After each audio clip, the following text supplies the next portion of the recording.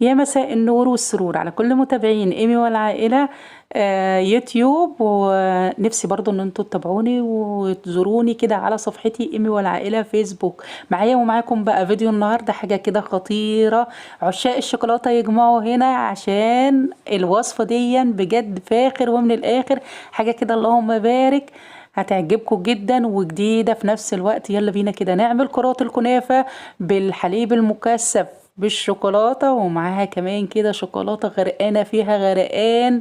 عايزة اقول لكم حاجة كده، واو، طعمها بجد خرافة وتستاهل التجربة. يلا بينا كده نجرب مع بعض ونشوف الطريقة بتاعتنا دي اتعملت ازاي، ويا ترى حشينا الكنافة او عملنا الكنافة ازاي وحطينا عليها ايه وعملنا فيها ايه. ده كله اللي هنشوفه بمتابعة الفيديو بالتفصيل. فياريت كده لايك وشير للفيديو عشان القناة تكبر وتكتر بيكم، ونفسي تكونوا